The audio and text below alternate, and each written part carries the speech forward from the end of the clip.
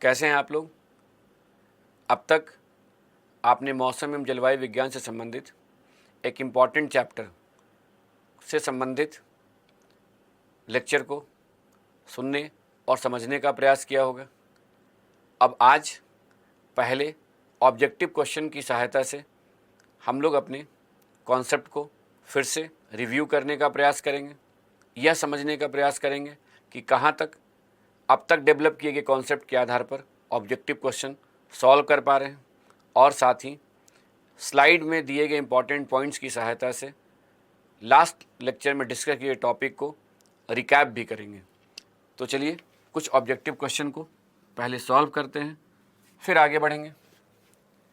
इस प्रश्न में समताप रेखाओं के वितरण यानी आइसोथर्म के डिस्ट्रीब्यूशन से संबंधित हमें सही स्टेटमेंट को यानी सत्य कथन की पहचान करनी है। पहले स्टेटमेंट में यह दिया गया है कि उत्तरी गोलार्ध में यानी नॉर्दर्न हेमिस्फीयर में शीतकाल में समताप रेखाएं महाद्वीपों पर तीक्ष्णता से भूमध्य रेखा की ओर मुड़ती हैं। तो कहाँ की बात की जा रही है? उत्तरी गोलार्ध में। कौन से ऋतु की बात की जा रही है? शीत ऋतु की। और किस क्षेत्र की बात की जा रही है? तो स्थल खंडों की यानी महाद्वीप की।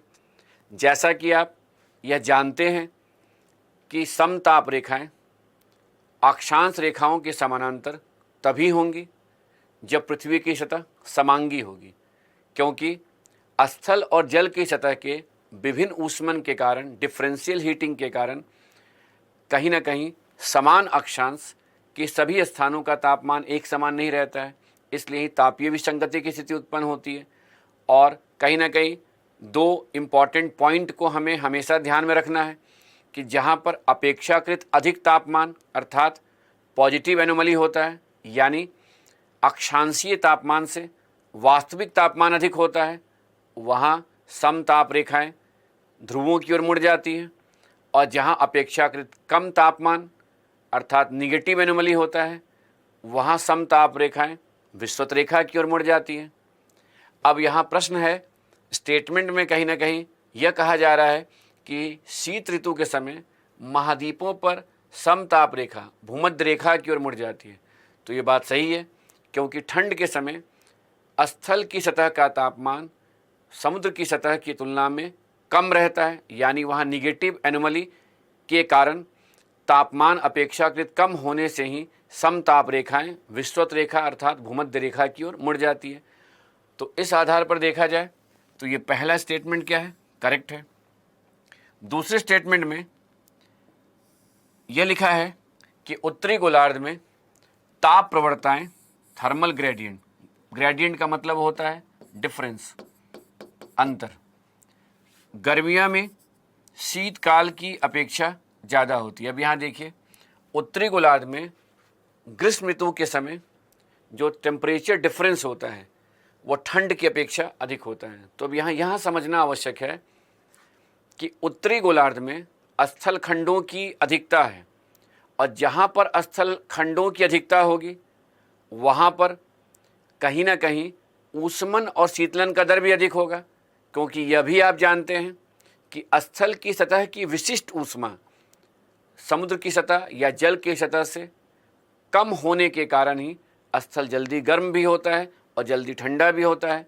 तो अगर गर्मी के समय की बात करें तो ग्रीष्म ऋतु के समय जल की सतह की अपेक्षा स्थल की सतह का तापमान जब अधिक होगा, यानी स्थल की सतह अगर जल्दी गर्म होगी तो उतना ही जल्दी ठंडा भी होगी। तो इस आधार पर कह सकते हैं कि जहाँ पर स्थल खंडों की अधिकता होगी वहाँ गर्मी के समय हीटिंग और कूलिंग का प्रोसेस, या कह सकते हैं हीटिंग और कूलिंग का रेट अधिक होने के कारण टेम्परेचर डिफरेंस भी अधिक होगा। और उत्तरी गोलार्ध में स्थल खंडों की अधिकता होने के कारण ठंड की अपेक्षा तापीय प्रवणता अधिक होनी भी चाहिए। तो इस आधार पर कहा जाए तो कह सकते हैं कि दूसरा स्टेटमेंट भी करेक्ट है, यानी पूछे गए प्रश्न के अनुसार यदि पहला और दूसरा दोनों ही कथन सही है तो इसमें सही जवाब कौन से हुआ? 1 और 2 दोनों ही कथन करेक्ट है। देखिए, ये क्वेश्चन अगर समताप रेखा से है तो दूसरे क्वेश्चन को देखते हैं। इस अभ्यास प्रश्न में वायुमंडल में तापक्रम के एडियाबेटिक यानी रुद्धोष्म परिवर्तन के क्या कारण है, इसको खोजना है। यानी यह प्रश्न एडियाबेटिक परिवर्तन से संबंधित है। और लास्ट लेक्चर में कहीं ना कहीं डिस्कशन के दौरान हमने आपको क्लियर किया था कि तापमान में परिवर्तन दो प्रकार की प्रक्रियाओं के द्वारा होता है। शांत वायुमंडल में डायबिटिक प्रक्रिया के द्वारा ही तापमान में परिवर्तन होता है। डायबिटिक प्रक्रिया के अंतर्गत एक वस्तु से दूसरी वस्तु में ऊष्मा का स्थानांतरण होता है, यानी एक के द्वारा ऊष्मा का निष्कासन तो दूसरे के द्वारा अवशोषण होता है। और वहीं जब एडियाबेटिक प्रक्रिया के द्वारा तापमान में परिवर्तन होता है तो उस समय या तो एक्सपेंशन होता है या कॉन्ट्रैक्शन होता है, यानी प्रसरण के कारण तापमान में कमी आती है जिसे एडियाबेटिक कूलिंग कहते हैं, और संकुचन के कारण तापमान बढ़ता है जिसे एडियाबेटिक हीटिंग कहते हैं। वायुमंडल में जब वायु का आरोहण होता है तो वायु सघन से विरल वायुमंडल की ओर जाती है जिससे वायु का प्रसरण होता है और एडियाबेटिक कूलिंग के द्वारा तापमान में कमी आती है। ठीक इसके विपरीत जहाँ वायु का अवरोहण होता है यानी हवा नीचे की ओर आती है, वहाँ वो विरल से सघन वायुमंडल की ओर आती है जिससे कहीं ना कहीं संकुचन के कारण एडियाबेटिक हीटिंग के द्वारा तापमान में वृद्धि होती है। अब इतनी बातों को ध्यान में रखकर अगर हम देखें तो ये बात तो सही है कि एडियाबेटिक हीटिंग के क्या कारण होंगे, एक्सपेंशन और कॉन्ट्रैक्शन। तो इस पूछे गए प्रश्न के अनुसार सही जवाब संवहन और अभिवहन ये नहीं होगा, संघनन और गुप्त ऊष्मा ये भी नहीं होगा, बल्कि सीधा जवाब यहाँ नजर आ रहा है वायु का प्रसार तथा संपीड़न। तो यदि केवल हमें सही जवाब खोजना हो तो सी सही जवाब है, लेकिन अगर हमें अन्य स्टेटमेंट पर विचार करना है और एक एक स्टेटमेंट को पढ़ते हुए अगर ऑप्शन पर आना है तो पहले विकल्प में मेंशन किया गया है संवहन और अभिवहन के बारे में। संवहन और अभिवहन ऊष्मा के स्थानांतरण की विधियां हैं। कणों के ऊर्ध्वाधर विस्थापन के द्वारा ऊष्मा के स्थानांतरण को संवहन कहते हैं। कणों के क्षैतिज विस्थापन के कारण ऊष्मा के स्थानांतरण को अभिवहन कहते हैं। यानी कहा जा सकता है ये दो ऐसी विधियां हैं जिसमें कणों के विस्थापन के कारण हीट का ट्रांसफर होता है, जबकि ये क्वेश्चन था तापीय परिवर्तन पर, तो ये एक अलग तरह का स्टेटमेंट है, ऑप्शन है। दूसरा विकल्प है कंडेंसेशन की गुप्त ऊष्मा। तो संघनन के समय जब जल वाष्प जल के बूंदों या हिम के कणों में परिवर्तित होता है तो लेटेंट हीट सेंसेबल हीट के फॉर्म में वायुमंडल में बाहर निकलता है जिससे वायु के तापमान में वृद्धि हो जाती है। तो दूसरा ऑप्शन जो है इसका संबंध किससे है, इसका संबंध है कहीं ना कहीं जल चक्र की प्रक्रिया से, और जल चक्र की प्रक्रिया में वायुमंडल में होने वाले संघनन की प्रक्रिया से जिससे वायु के तापमान में वृद्धि होती है। चौथे विकल्प की बात करें कि वायुमंडल द्वारा सौर विकिरण का आंशिक अवशोषण, तो अभी जैसा हमने डिस्कस किया उसके आधार पर कहेंगे कि यदि अवशोषण या निष्कासन के कारण तापमान में कोई परिवर्तन होता है तो इस प्रकार के परिवर्तन का संबंध डायबिटिक प्रक्रिया से होती है। यानी यदि इस क्वेश्चन में अगर यह प्रश्न किया जाता है कि वायुमंडल में तापक्रम के एडियाबेटिक परिवर्तन के क्या कारण हैं, तब सही जवाब क्या हो सकता था, डी होता, लेकिन यह प्रश्न था एडियाबेटिक परिवर्तन पर। तो देखिए ये भी एक कॉन्सेप्ट है जो लास्ट लेक्चर में हम लोग डिस्कस किए थे, उससे हम ना केवल इस क्वेश्चन को सॉल्व कर पा रहे बल्कि पहले से जो टॉपिक किए उसे आप रिवाइज करते हुए अन्य ऑप्शंस के द्वारा आगे बढ़ सकते हैं।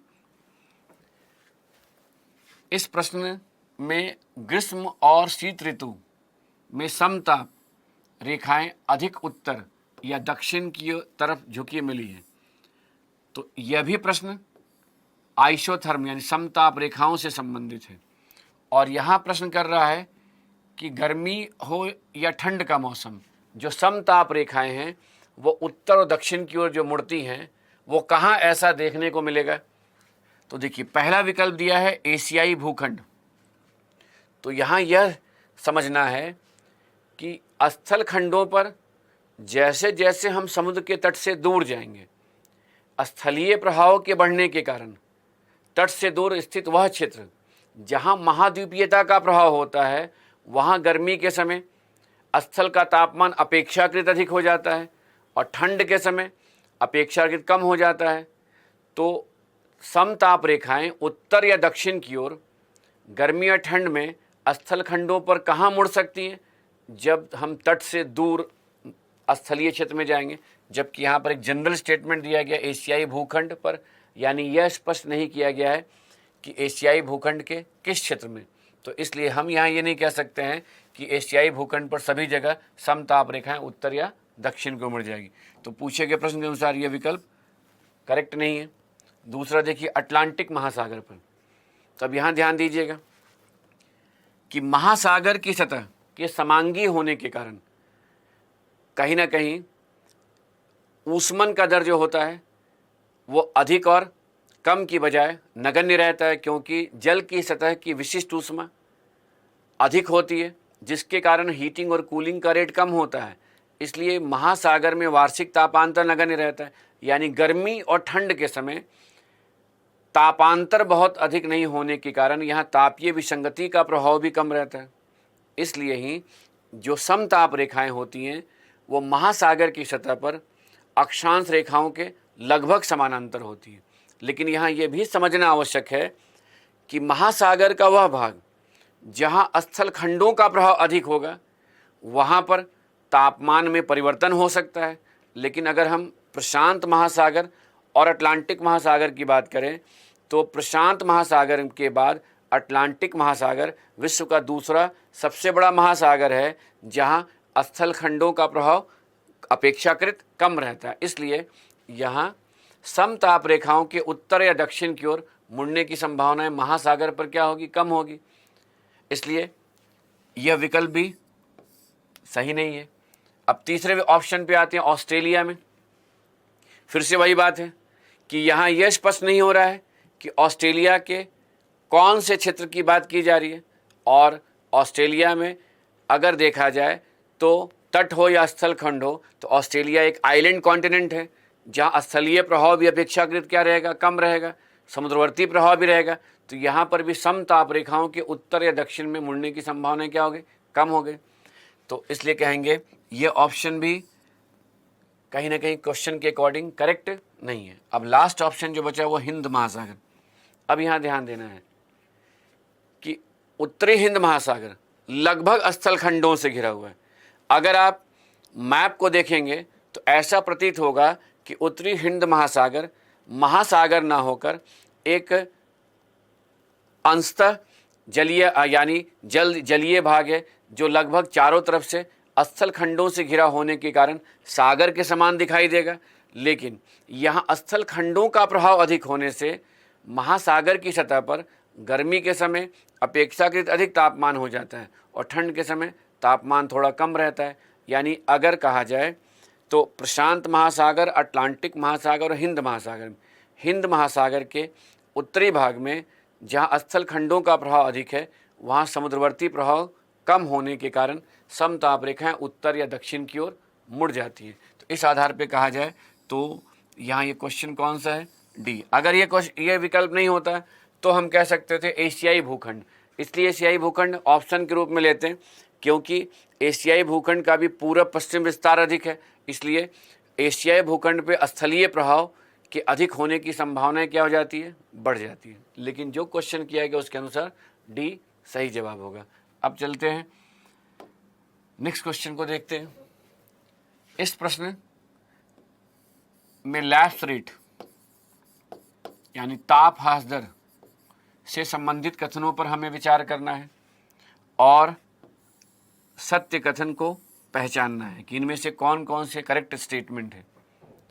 लैप्स रेट का शाब्दिक अर्थ है एक निश्चित दर से कमी आना, यानी अगर कमी आ रही है उसमें भी एक निश्चित दर हो तो उसके लिए हम वर्ड यूज कर सकते हैं लैप्स रेट। अब यहाँ देखते हैं कि लैप्स रेट में कौन से लैप्स रेट की बात की जा रही है। तो एक असंतृप्त वायु संहति, यानी एक वायु संहति को कह सकते हैं वायु राशि, एयर मास ऑफ एयर, और वो भी कैसा? असंतृप्त हो। यहाँ समझिएगा कि असंतृप्त का तात्पर्य एक ऐसी वायु से है जहाँ संघनन की क्रिया नहीं होती है, या सरल शब्दों में कह सकते हैं कि शुष्क वायु को हम असंतृप्त वायु कह सकते हैं। आगे आने वाले टॉपिक में आप ये समझ जाएंगे कि कब वायु संतृप्त होती है और कब वायु असंतृप्त होती है। तो इस स्टेटमेंट में ये ध्यान देना है कि एक शुष्क वायु राशि जब वातावरण में ऊपर उठती है तो शुष्क रुद्धोष्म ताप हास दर यानी पर ठंडी होती है। तो यहाँ ध्यान दीजिए कि जब वायु का आरोहण होता है और वह सघन से विरल वायुमंडल की ओर जाती है तो उसका प्रसरण होता है, और प्रसरण के कारण कहीं ना कहीं एडियाबेटिक प्रोसेस के द्वारा ही तापमान में कमी आती है। तो जब कभी भी वायु के आरोहण के समय वायु के प्रसरण के कारण तापमान में कमी आती है तो उसे हम एडियाबेटिक लैप्स रेट कहते हैं, रुद्धोष्म ताप हास दर कहते हैं। और जब शुष्क वायु का आरोहण होता है, यानी एक ऐसी वायु का आरोहण होता है जिसमें संघनन की क्रिया नहीं होती है, तो उस समय तापमान में आने वाली कमी को शुष्क रुद्धोष्म ताप हास दर कहते हैं, यानी ड्राई एडियाबेटिक लैप्स रेट। तो जो स्टेटमेंट दिया गया है उसके अनुसार कि जब शुष्क वायु ऊपर जाती है तो ड्राई एडियाबेटिक लैप्स रेट के दर से ठंडी होती है। तो ये स्टेटमेंट करेक्ट है। और इस आधार पर हम कहें कि ड्राई एडियाबेटिक लैप्स रेट से क्यों ठंडी हो रही है, क्योंकि वायु सघन से विरल वायुमंडल की ओर जा रही है, उसका प्रसरण हो रहा है। अब देखिए दूसरे स्टेटमेंट को में शुष्क रुद्धोष्म ताप हास दर 1 डिग्री सेल्सियस प्रति 100 मीटर पर होती है।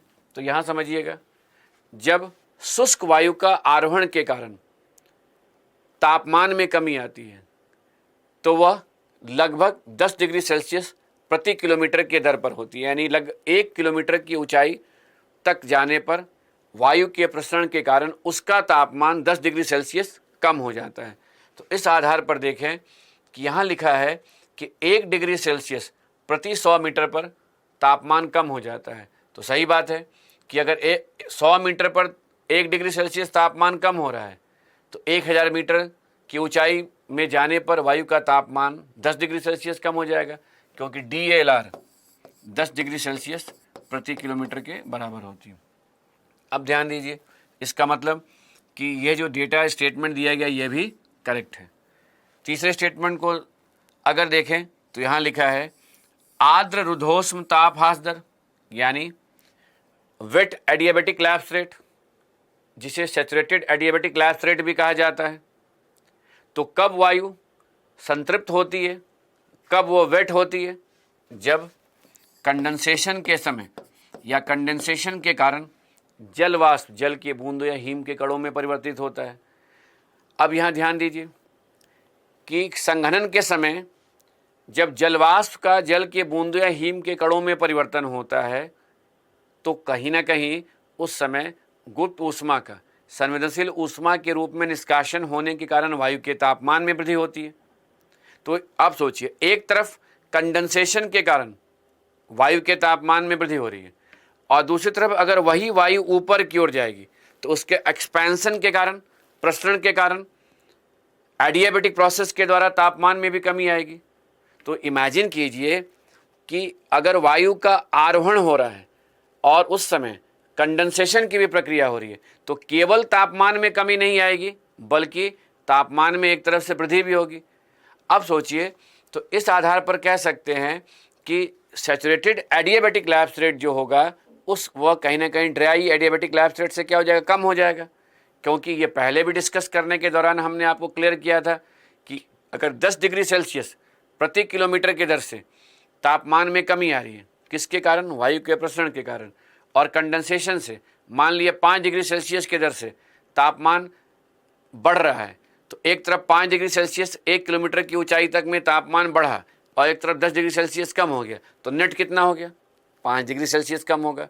तो इससे दो बातें स्पष्ट हो रही है, एक तो कि ड्राई एडियाबेटिक लैप्स रेट से वेट एडियाबेटिक लैप्स रेट कम होता है।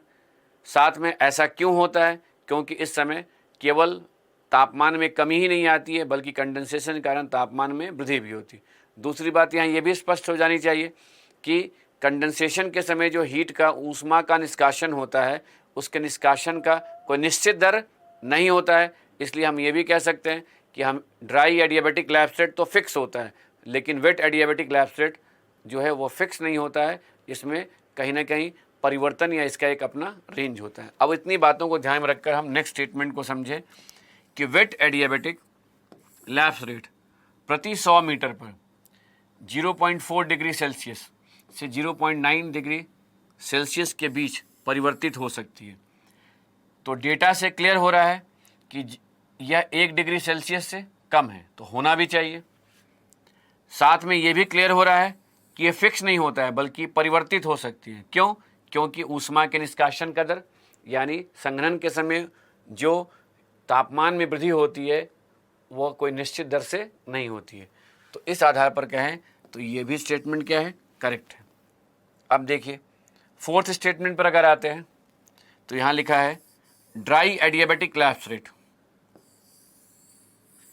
यानी शुष्क रुद्धोष ताप ह्रास दर में संघनन की गुप्त ऊष्मा यानी संघनन से गुप्त ऊष्मा के निष्कासित होने पर के कारण ही अपेक्षाकृत उच्च हो सकती है। तो सबसे पहली तो बात यह है कि जब शुष्क रुद्धोष ताप ह्रास दर से तापमान में कमी आएगी, अर्थात जब शुष्क वायु का आरोहण होगा तो कंडेंसेशन की क्रिया नहीं होगी, क्योंकि जैसे संघनन की क्रिया शुरू हो जाएगी तो वहाँ पर ड्राई एडियाबेटिक लैप्स रेट की जगह वेट या सैचुरेटेड एडियाबेटिक लैप्स रेट के दर से तापमान में परिवर्तन होता है। तो कहेंगे ये स्टेटमेंट गलत है।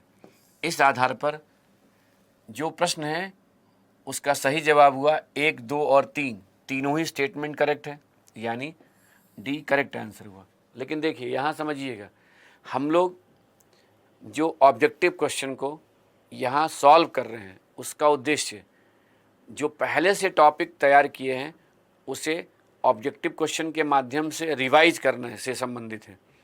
इसलिए कहीं ना कहीं जब भी किसी क्वेश्चन को सॉल्व कर रहे हैं तो उसके हर एक स्टेटमेंट को पढ़ने के बाद हम उससे अपने कॉन्सेप्ट को कहीं ना कहीं रिव्यू कर रहे हैं, पुनः उस पर विचार कर रहे हैं। लेकिन जब आप एग्जामिनेशन के लिए कोर्स ख़त्म होने के बाद अगर ऑब्जेक्टिव क्वेश्चन को सॉल्व करके अपना असेसमेंट करेंगे तो वहाँ पर ऐसी भी स्थिति आपके सामने आ सकती है कि कुछ ऐसे प्रश्न हो जिससे रिलेटेड आपने टॉपिक को नहीं पढ़ा हो।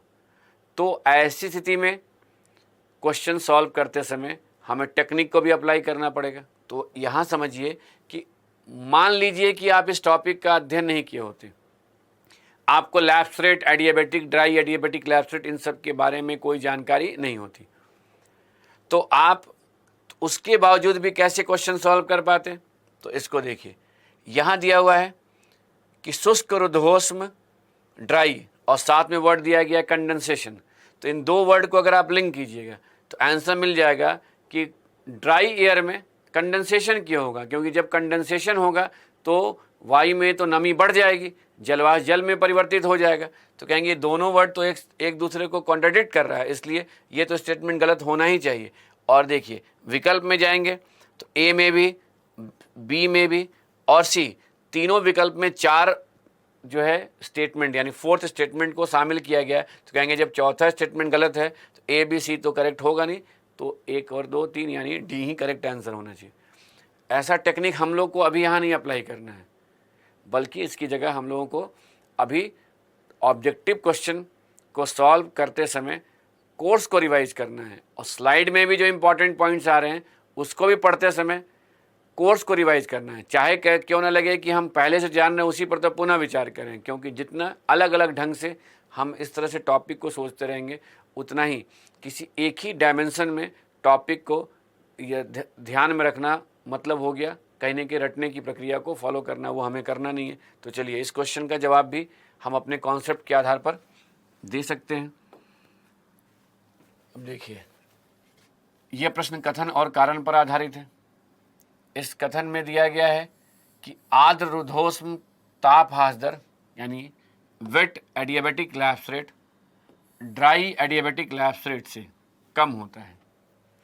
तो बात सही है कि जब संघनन के समय ऊष्मा का निष्कासन होगा तो तापमान में वृद्धि होगी, और वायु के आरोहण के कारण साथ में तापमान में कमी आ रही है। तो चूंकि यहाँ टेम्परेचर बढ़ेगा तो ड्राई एडियाबेटिक लैप्स रेट से तापमान में कमी का दर क्या हो जाएगा, कम हो जाएगा। यानी यहाँ पॉजिटिव और नेगेटिव दोनों प्रोसेस हो रहा है, एक तरफ टेम्परेचर बढ़ रहा है, एक तरफ टेम्परेचर घट रहा है, जबकि यहाँ पर सिर्फ टेम्परेचर घट रहा है, यानी यहाँ तापमान में कमी आ रही है। इसलिए पहला स्टेटमेंट करेक्ट है। दूसरे स्टेटमेंट पर ध्यान दीजिए, कारण में लिखा है कि जब संघनन प्रारंभ होता है, यानी जब कंडेंसेशन होता है, तब संघनन की गुप्त ऊष्मा यानी लेटेंट हीट वायु में छूटती है। यानी ये कहना ये चाह रहा है कि जब कंडेंसेशन होता है तो उस समय जब जलवाष्प जल के बूंदों में परिवर्तित होता है तो वायुमंडल में हीट निकलता है, जिससे वायु का तापमान बढ़ जाता है, और इसी कारण से SALR या wet adiabatic lapse rate dry adiabatic lapse rate से कम होता है। तो कारण भी सही है और कहीं ना कहीं ये कारण इस कथन को स्पष्ट भी कर रहा है। तो इस आधार पर सही जवाब क्या हुआ? ए तथा आर दोनों सही है, आर ए का सही स्पष्टीकरण भी है। तो देखिए ये भी लैप्स रेट पर से संबंधित क्वेश्चन था। तो इस लेक्चर में हमने दो टॉपिक को प्राथमिकता दी थी। एक, समताप रेखाएं किस प्रकार विषुवत रेखा या ध्रुव की ओर मुड़ती है, क्योंकि एक टेक्निकल कॉन्सेप्ट था तो क्वेश्चन के द्वारा आप उसको और क्लियर कर सकें। दूसरा, लैप्स रेट की ऊंचाई में वृद्धि के साथ जो तापमान में कमी होती है वो ऐसा नहीं है कि केवल एक सामान्य दर से तापमान में कमी होती है, कहीं पर 10 डिग्री सेल्सियस प्रति किलोमीटर के दर से भी अधिक होती है, कहीं पर उससे कम भी हो जाती है। तो वो भी एक टेक्निकल टॉपिक था। तो इस दोनों टॉपिक को और बेहतर ढंग से आप समझ जाएं, इसके लिए हमने इन्हीं दोनों टॉपिक को क्वेश्चन के रूप में लिया था कि आपका रिवीजन हो जाए। अब बाकी अन्य कॉन्सेप्ट को हम स्लाइड के माध्यम से रिकैप करें, जिससे कि आने वाले टॉपिक को हम आसानी से समझ पाएँ। तो देखिए यहाँ वायुमंडल में उपस्थित कणिकीय पदार्थ, पार्टिकुलेट मैटर, जिसको एरोसोल भी कहते हैं, तथा गैसों के अणुओं द्वारा सौर विकिरण के कुछ अंश का विभिन्न दिशाओं में विस्तरण यानी डिफ्यूजन तथा उनके बिखराव की प्रक्रिया को प्रकीर्ण या स्कैटरिंग कहते हैं। तो देखिए इस स्टेटमेंट ये टर्म अब तक जो मैंने टॉपिक डिस्कस किया है उसमें हमने इस टर्म के बारे में कहीं चर्चा नहीं की थी, लेकिन हाँ यह आप जानते हैं कि पृथ्वी को जो सौर ऊर्जा की प्राप्ति होती है वो लघु तरंग सौर विकिरण के रूप में होती है, और जब पृथ्वी की सतह की ओर सौर विकिरण आती है तो वायुमंडल में उपस्थित गैसों के द्वारा उनका अवशोषण भी होता है और परावर्तन भी होता है। और ये भी आप जानते हैं कि जब सौर विकिरण वायुमंडल में अधिक दूरी तय करने के बाद पृथ्वी की सतह पर पहुंचती है तो इस दौरान वायुमंडल उपस्थित गैसों के द्वारा अवशोषण और परावर्तन भी अधिक होता है। उसी कॉन्सेप्ट को यहाँ अप्लाई करना है। यहाँ कहा जा रहा है कि जो वायुमंडल में जो ये परावर्तन की क्रिया होती है, यानी जब वायुमंडल में जो गैसें हैं या एरोसोल हैं, जब वो सौर विकिरण को परावर्तित करती हैं तो उसके लिए टेक्निकल वर्ड यूज किया गया है कि या तो उसे डिफ्यूज़ करती हैं या उसको परावर्तित कर देती है। इस प्रोसेस को ही स्कैटरिंग कहते हैं। तो ये विज्ञान से संबंधित एक कॉन्सेप्ट है, लेकिन इसे यहाँ वायुमंडलीय विज्ञान यानी एटमॉस्फेरिक साइंस में भी महत्व दिया जाता है। तो इसे हम आगे बढ़ के समझते हैं कि क्या इस स्टेटमेंट से मतलब निकल रहा है। तो नेक्स्ट स्टेटमेंट भी स्कैटरिंग से ही संबंधित है कि प्रकीर्ण की प्रक्रिया उस समय प्रभावी होती है जब धूल कणों यानी एरोसोल और गैस के अणुओं के व्यास यानी डायमीटर सौर विकिरण के तरंग दैर्घ्य से छोटा होता है। यानी कहा यह जा रहा है कि जो भी मॉलिक्यूल हैं उन अणुओं के जो व्यास हैं, डायमीटर, जो वेवलेंथ होता है जो सौर विकिरण का, उनसे कम होता है। तो इससे यह स्पष्ट होता है कि जब वायुमंडल में स्कैटरिंग कब अधिक होगा, वायुमंडल में ऐसे मॉलिक्यूल्स हों जिनका डायमीटर छोटा हो, किसकी तुलना में? जो पृथ्वी की ओर सौर विकिरण आ रहे हैं उनकी तुलना में। अब यहाँ ध्यान दीजिए, नेक्स्ट स्टेटमेंट है कि स्कैटरिंग यानी प्रकीर्ण की मात्रा तरंग दैर्घ्य की चौथी शक्ति के व्युत्क्रमानुपातिक होता है। यानी यह स्टेटमेंट कुछ यह मीन कर रहा है कि अगर हम स्कैटरिंग को तरंग दैर्घ्य से रिलेट करते हैं तो तरंग दैर्घ्य के 4th पावर से इसका इन्वर्स रिलेशन होता है। अर्थात इससे यह स्पष्ट होता है कि तरंग दैर्घ्य जितना कम होगा प्रकाश की किरणों का स्कैटरिंग उतना ही अधिक होगा। अब इसे अगर हम विजिबल रेडिएशन के संदर्भ में देखें, यानी विव की ओर। तो जब वायलेट से रेड की ओर आइएगा तो तरंग दैर्घ्य बढ़ता जाता है और फ्रीक्वेंसी कम होती जाती है। अब यहाँ समझिए, इसका मतलब violet, indigo, blue, green, yellow, orange और रेड में जिसका तरंग दैर्घ्य सबसे अधिक है वो रेड कलर स्पेक्ट्रम का है, यानी इनमें से जिसका स्कैटरिंग सबसे कम होगा वो रेड कलर का होगा। एक बात तो ये स्पष्ट हो जा रही है। अब अगले पॉइंट पर ध्यान दें कि आपने तापमान के वितरण को प्रभावित करने वाले कारकों का अध्ययन करते समय यह देखा था कि पृथ्वी की घूर्णन के कारण सूर्योदय से लेकर कहीं ना कहीं सूर्यास्त तक सूर्य की जो सापेक्ष स्थिति में परिवर्तन होता है, तो सूर्योदय से लेकर दोपहर के समय तक सौर किरण के तिरछेपन में कमी आती है। इसलिए ही सूर्य की किरण दोपहर के समय लंबवत होती है और फिर दोपहर के बाद सूर्यास्त तक सौर किरण के तिरछेपन में वृद्धि होती है। अब यहाँ समझिएगा कि जब सूर्य की किरण तिरछी होगी तब वो वायुमंडल में लंबी दूरी तय करने के बाद सतह पर पहुंचेगी और सौर किरण वायुमंडल में जितनी अधिक दूरी तय करेगी उतना ही वायुमंडल में उपस्थित गैसों के द्वारा सौर विकिरण का परावर्तन होगा, यानी स्कैटरिंग होगा। तो इमेजिन कीजिए कि सूर्योदय के समय और सूर्यास्त के समय सौर किरण लंबी दूरी तय करने के बाद पृथ्वी की सतह पर आती है। तो इस प्रक्रिया में वायुमंडल में पहले वायलेट का, फिर इंडिगो का, फिर ब्लू का, फिर ग्रीन का, येलो का, इन सब का परावर्तन हो जाता है, जिससे अंततः पृथ्वी की सतह को जो सौर विकिरण की प्राप्ति होती है उसमें कहीं ना कहीं रेड कलर का स्पेक्ट्रम ही रह जाता है। यही कारण है कि सूर्योदय और सूर्यास्त के समय आसमान लाल नजर आता है। तो एक बेसिक कॉन्सेप्ट क्या क्लियर हो गया कि जब सूर्य की किरण वायुमंडल से कम दूरी तय करके आएगी, लंबवत होगी, तब उस समय स्कैटरिंग कम होगा और जब अधिक दूरी तय करके आएगी तो वायुमंडल में की परतों में उनका स्कैटरिंग अधिक होगा। और इस आधार पे हम इस क्वेश्चन का आंसर भी निकाल दिए।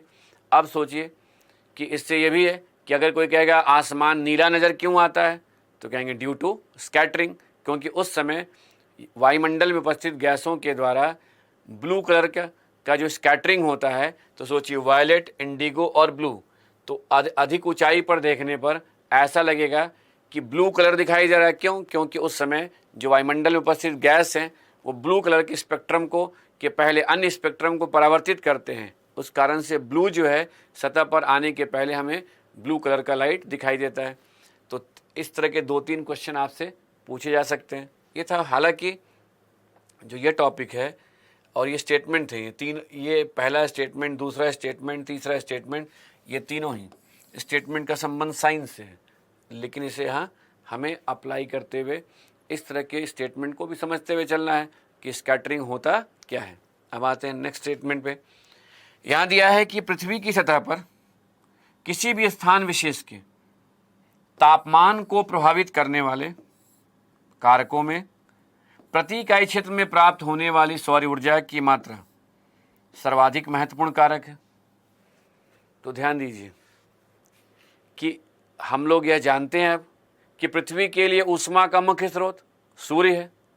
इसलिए किसी भी स्थान के तापमान को प्रभावित करने वाले कारकों में सौर ऊर्जा सर्वाधिक महत्वपूर्ण कारण होना चाहिए।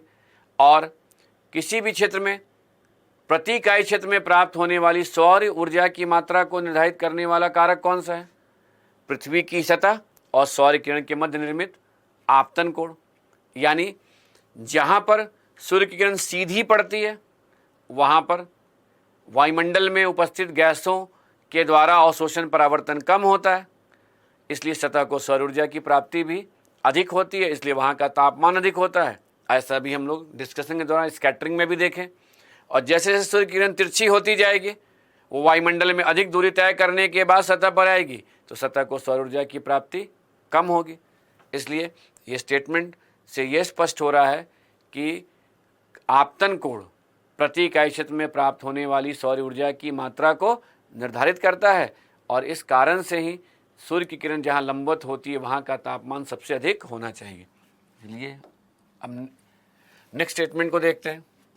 यहाँ है कि पृथ्वी की सतह पर भूमध्य रेखा से ध्रुवों की ओर जाने पर, यानी 0 डिग्री से अगर हम पोल की ओर जाते हैं, प्रति इकाई क्षेत्र में प्राप्त होने वाली सौर ऊर्जा की मात्रा में आने वाली कमी के कारण औसत तापमान में भी कमी आती है।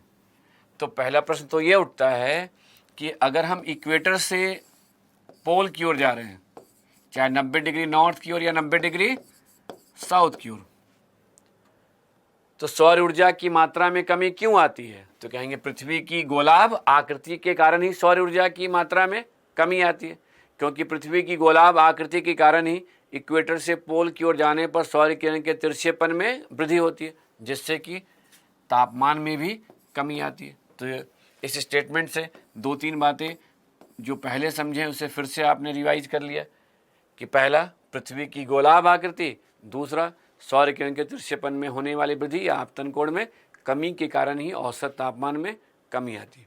चलिए नेक्स्ट स्टेटमेंट को देखते हैं। यहाँ लिखा है पृथ्वी का अपने अक्ष पर, एक्सिस पर परिक्रमण के कारण सूर्य के लंबवत किरण का विषुवत रेखा से कर्क रेखा और मकर रेखा तक विस्थापन होता है। तो यहाँ पर एक स्टेटमेंट यहाँ ऐड करने वाली बात है, अक्ष पर झुकाव और परिक्रमण के कारण। तो पृथ्वी अपने एक्सिस पर झुकी हुई भी है, और कितने डिग्री के एंगल पर झुकी है?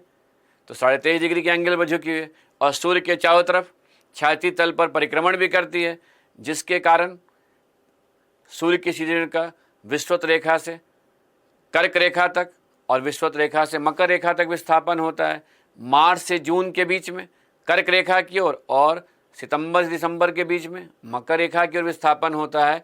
तो और इस विस्थापन के कारण ही किसी भी अक्षांश पर वर्ष भर आपतन कोण एक समान नहीं रहता है, जो मौसम में परिवर्तन का एक महत्वपूर्ण कारण भी है।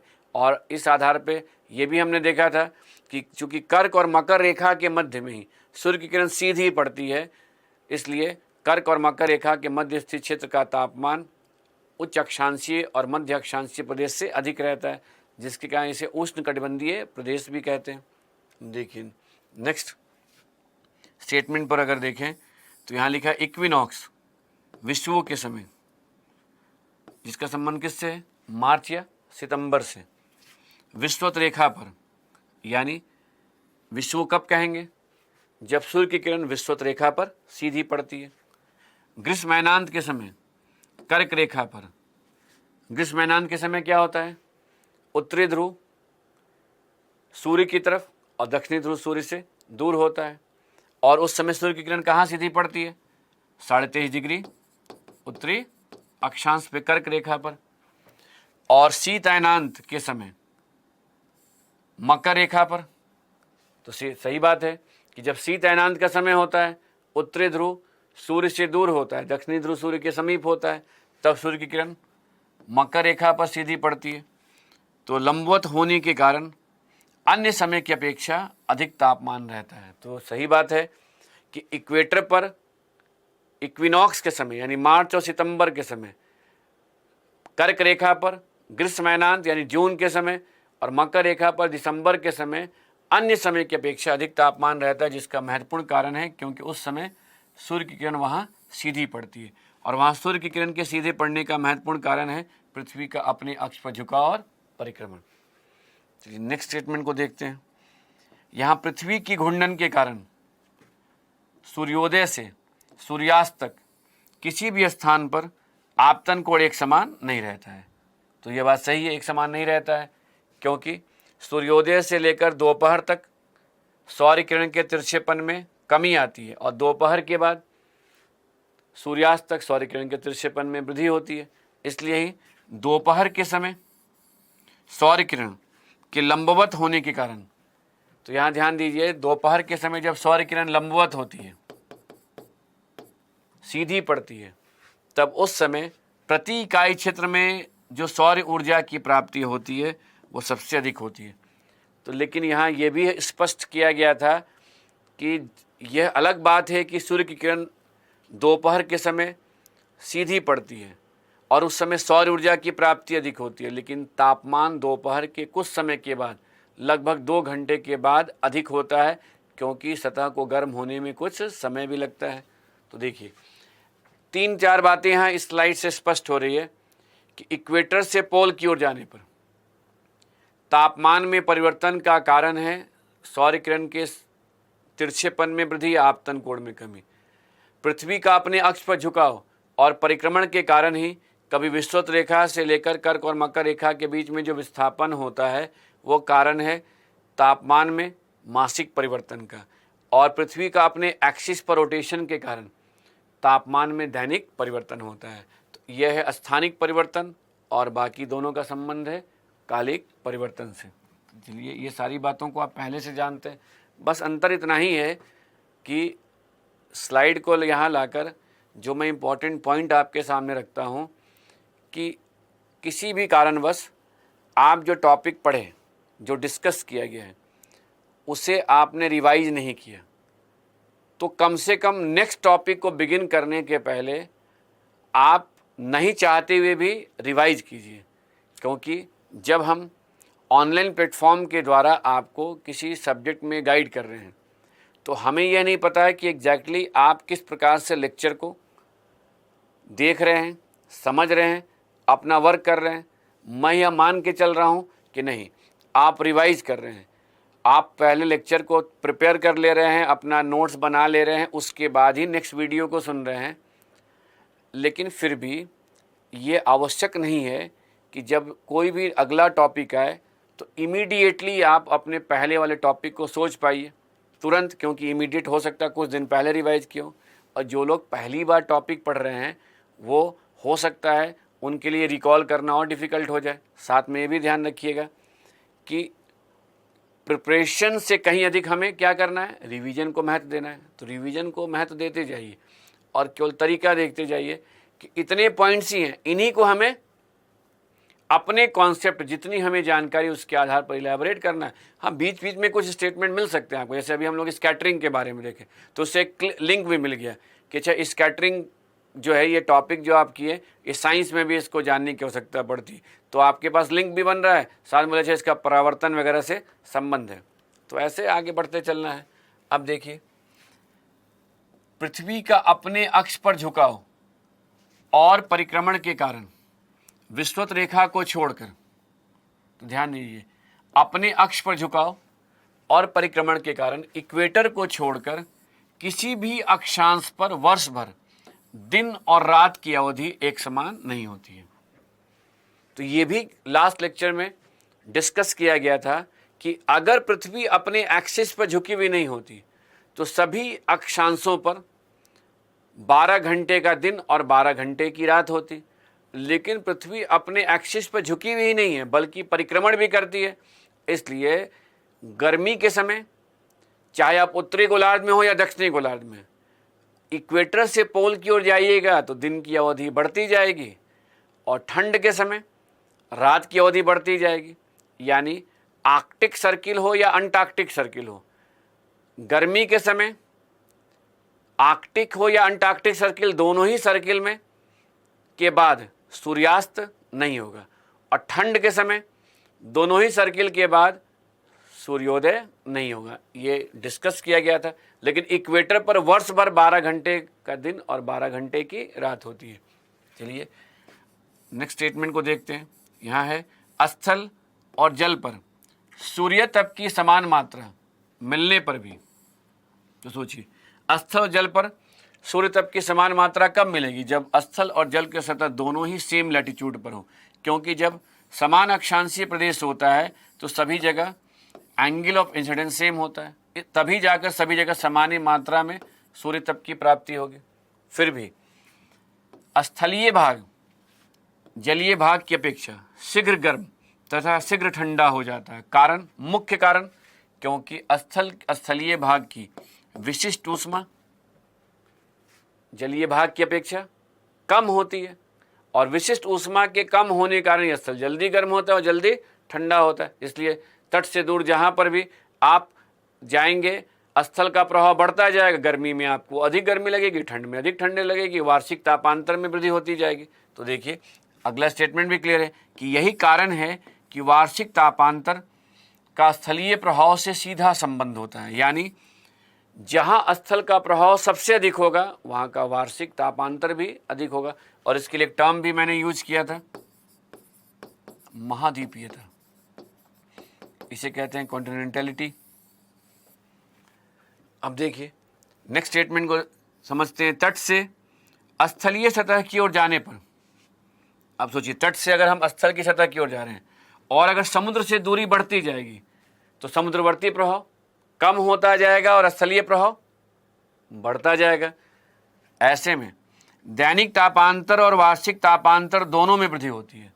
तो ये हमेशा ध्यान रखिएगा कि दैनिक तापांतर का, दिन और रात के तापमान के अंतर का, जलवाष्प की मात्रा कह सकते हैं, वायुमंडलीय आर्द्रता कह सकते हैं, बादलों की सघनता कह सकते हैं, यानी इन सभी से इन्वर्स रिलेशन होता है।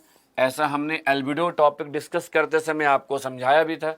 इसलिए जब हम समुद्र के तट से दूर जाएंगे, जल के स्रोत से दूर जाएंगे तो वायुमंडलीय आर्द्रता में कमी होती जाएगी, जिससे दैनिक तापांतर बढ़ता जाएगा।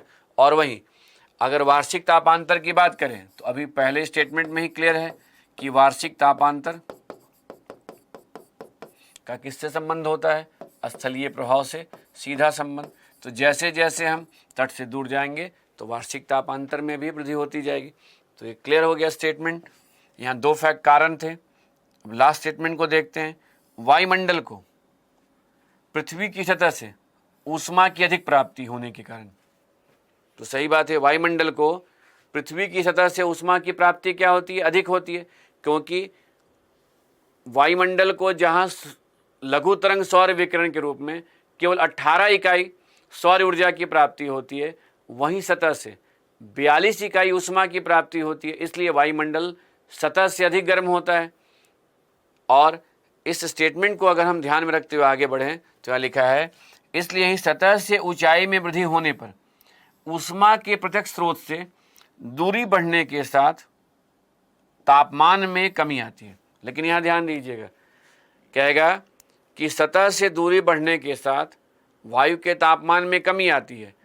तो कहेंगे क्योंकि प्रत्यक्ष स्रोत से दूरी बढ़ती है इसलिए तो तापमान में कमी आती है। लेकिन साथ साथ में जैसे जैसे हम सतह से दूर जाते हैं, ऊंचाई में वृद्धि होती है, तो जलवाष्प की मात्रा, धूल कणों की मात्रा, इन सब की मात्रा भी क्या होती जाती है, कम होती जाती है। यानी वायुमंडल में गैसों की सघनता भी कम होती जाती है। इसलिए जिन गैसों के द्वारा हीट का अवशोषण होता है, अगर उनकी ही मात्रा कम हो जाएगी, वायुमंडल ही विरल रहेगा, तो वहाँ चलने वाली वायु का तापमान भी क्या रहेगा, कम हो जाएगा। तो दो कारण हो गया, एक तो सतह से दूरी बढ़ती है, दूसरा वायुमंडल में गैसों की सघनता कम होती है। तो देखिए सब डिस्कस किया गया था, आप यहाँ से रिवाइज कर सकते हैं, यानी एक लाइन को इलाबरेट करके आप कई स्टेटमेंट में कन्वर्ट कर सकते हैं, सोच सकते हैं। अब देखिए यह तापमान का एडियाबेटिक परिवर्तन, इस पर अभी हम लोगों ने क्वेश्चन भी सॉल्व किया था। तो अभी आपका ये टॉपिक लगभग रिवाइज है। फिर से देख लीजिए यहाँ कौन सा स्टेटमेंट दिया गया है। वायु के आरोहण तथा वायु के अवरोहण से एडियाबेटिक क्रिया विधि के द्वारा वायु ठंडी और गर्म होती है। तो सही बात है, वायु के आरोहण से प्रसरण के कारण वायु ठंडी होती है और वायु के अवरोहण से संकुचन के कारण वायु गर्म होती है। और इन दो प्रसरण और संकुचन के कारण जो तापमान में परिवर्तन होता है उसे हम एडियाबेटिक प्रोसेस भी कहते हैं। तो करेक्ट है स्टेटमेंट, यानी ये सही स्टेटमेंट को ऐसे हम समझ सकते हैं, वायु के फैलने या संकुचन से तापमान में होने वाले परिवर्तन को तापमान का एडियाबेटिक परिवर्तन कहते हैं। तो वह स्टेटमेंट जो अभी एक्सप्लेन किया यहाँ लिखा हुआ है। शुष्क वायु के आरोहण, यानी शुष्क वायु जिसमें संघनन की क्रिया नहीं हो रही है, या अवरोहण के कारण तापमान में होने वाले परिवर्तन को शुष्क एडियाबेटिक परिवर्तन कहते हैं। तो जब शुष्क वायु का आरोहण होता है तो 10 डिग्री सेल्सियस प्रति किलोमीटर के दर से, यानी 1 किलोमीटर की ऊंचाई पर 10 डिग्री सेल्सियस तक तापमान कम हो जाता है। और वहीं जब वायु का अवरोहण होता है तो 10 डिग्री सेल्सियस तापमान 1 किलोमीटर तक आने के बाद बढ़ जाता है। तो जब हवा ऊपर जाती है तो तापमान में कमी आती है, और जब वायु नीचे आती है तो 10 डिग्री सेल्सियस प्रति किलोमीटर के दर से तापमान में वृद्धि होती है। चलिए, कंडेंसेशन के बाद वायु का आरोहण होने पर उसके तापमान में कमी की दर कम हो जाती है, क्योंकि संघनन के समय निष्कासित ऊष्मा से वायु के तापमान में वृद्धि होती है। तो यह भी डिस्कस किया गया था, वही स्टेटमेंट यहाँ दिया गया है। वायु के तापमान में होने वाले इस प्रकार के परिवर्तन को आर्द्र एडियाबैटिक परिवर्तन कहते हैं। ये भी अभी डिस्कशन क्वेश्चन के दौरान किया गया कि आर्द्र क्यों कहते हैं, क्योंकि जलवाष्प जल के बूंदों में या हिम के कणों में परिवर्तित होता है। इसे सैचुरेटेड एडियाबैटिक लैप्स रेट भी कहते हैं। इसे प्रतिबंधित एडियाबैटिक दर रिटार्डेड एडियाबैटिक रेट कहते हैं। हाँ, रिटार्डेड क्यों कह रहे हैं, क्योंकि जो ये कंडेंसेशन होता है इससे तापमान बढ़ने के कारण जिस रेट से तापमान में कमी होनी चाहिए उस रेट से तापमान में फिर कमी नहीं होती है। तो कहीं ना कहीं ये तापमान में आने वाली कमी की दर को रिटार्ड कर दिया, बाधित कर दिया, इसलिए ऐसा नाम भी टर्म भी यूज किया जाता है। तो देखिए, ऐसे स्टेटमेंट दिए गए हैं। ये इंपॉर्टेंट पॉइंट है जो आपको अगर मैं डिक्टेट कराता लिखाता तो शायद हो सकता है ये सब इंपॉर्टेंट पॉइंट नोट कराता और उसके साथ कारण को भी लिखा देता।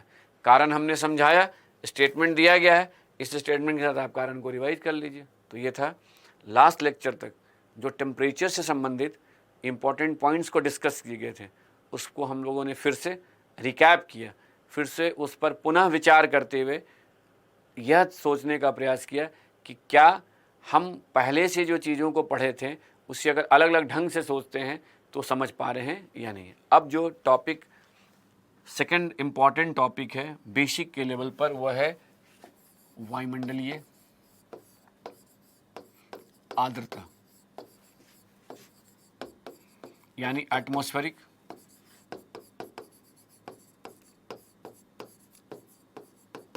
ह्यूमिडिटी। तो मैं यह मानकर चलूं कि आप तापमान तक के चैप्टर को लगभग उसके कुछ इंपॉर्टेंट पॉइंट्स को आप समझ गए। हमेशा फोकस करना है कि आपने क्या समझा और समझे हुए चीज़ों को ही पर कॉन्फिडेंट होकर आगे बढ़ना है। तो अब अगर आगे बढ़ते हैं तो यहाँ पर वर्ड दिया गया वायुमंडलीय आर्द्रता, ह्यूमिडिटी। बार बार ये वर्ड हम लोग यूज कर रहे थे, जिसका शाब्दिक अर्थ है वायुमंडल कह सकते हैं या वायु में उपस्थित जल वाष्प की मात्रा। आम आदमी की भाषा में कह सकते हैं वायुमंडल में उमस का अधिक या कम होना। अब देखिए, वाटर वेपर जब लिखा हुआ है जल वाष्प, तो यहाँ पर हो सकता है कि जो ये जल वाष्प है इसमें गैस भी हो सकता है साथ में लिक्विड भी हो। तो लिक्विड और गैस तो होगा ही होगा, और अगर जहाँ ये वाटर वेपर है अगर वहाँ का तापमान कम हो जाएगा तो हो सकता है कि ये वाटर और वेपर में ये आइस में भी चेंज कर जाए। तो अगर कभी पीटी में या ऑब्जेक्टिव लेवल पे क्वेश्चन पूछे कि वाटर वेपर में क्या क्या हो सकता है, तो कहेंगे वाटर वेपर में वाटर, वेपर और आइस, सॉलिड, लिक्विड और गैस तीनों ही हो सकता है। लेकिन इन तीनों में क्या होना चाहिए, तो कहेंगे वाष्प तो होगा ही होगा, गैस यानी वेपर तो होगा ही होगा। अब यहाँ प्रश्न उठता है कि अगर आप किसी भी क्षेत्र में हैं और आपसे कोई प्रश्न कर रहा है कि ये बताइए यहाँ का जो एटमॉस्फेरिक ह्यूमिडिटी है यानी यहाँ वायुमंडल में जो जलवाष्प की मात्रा है वो अधिक या कम है, तो जैसे अधिक और कम की बात आएगी तो इसका जवाब यही होगा ना कि भाई ये कैसे बता सकते हैं कि यहाँ वायुमंडलीय आर्द्रता अधिक है या कम है। इसके लिए तो हमें वायुमंडलीय आर्द्रता को क्या करना होगा, मेजर करना होगा। तो वायुमंडलीय आर्द्रता का मापन कई प्रकार से किया जाता है, जिसमें एक है निरपेक्ष आर्द्रता यानी एब्सोल्यूट ह्यूमिडिटी। दूसरा है विशिष्ट आर्द्रता,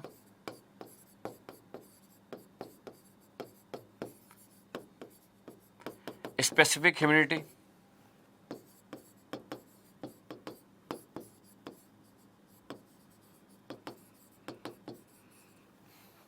देखिए, मेजरमेंट जलवाष्प की मात्रा का मापन हम इस दो मेथड के द्वारा कर सकते हैं।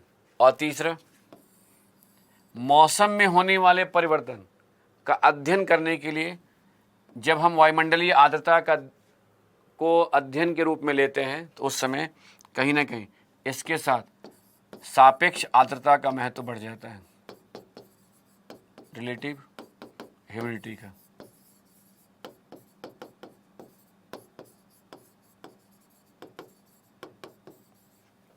अब ध्यान दीजिए, इस टॉपिक में कुछ नहीं करना है, सिर्फ चूंकि मेजरमेंट की बात की जा रही है, गणितीय विधि से इसका संबंध है, तो अगर निरपेक्ष आर्द्रता का जहां तक संबंध है तो इस फॉर्मूला को हमेशा ध्यान रखिएगा। ग्राम, चाहे आप प्रति घन सेंटीमीटर कह दें, या यह भी लिखा हो सकता है ग्राम प्रति घन मीटर। तो इसको कैसे पढ़ेंगे? 1 घन सेंटीमीटर, प्रति का मतलब हो गया 1 घन सेंटीमीटर वायु में उपस्थित जलवाष्प की मात्रा को ही उसका निरपेक्ष आर्द्रता कहते हैं, या कह सकते हैं 1 घन मीटर वायु में उपस्थित जलवाष्प की मात्रा को ही उसकी हम निरपेक्ष आर्द्रता कहते हैं। यानी इसको हम ऐसे लिख सकते हैं, ग्राम प्रति घन सेंटीमीटर। अब देखिए, इससे ये स्पष्ट हो रहा है कि जब भी हम निरपेक्ष आर्द्रता का मापन या आकलन करते हैं तो उसमें 2 बातों को ध्यान में रखते हैं, एक तो जल वाष्प की मात्रा और दूसरा वायु का आयतन।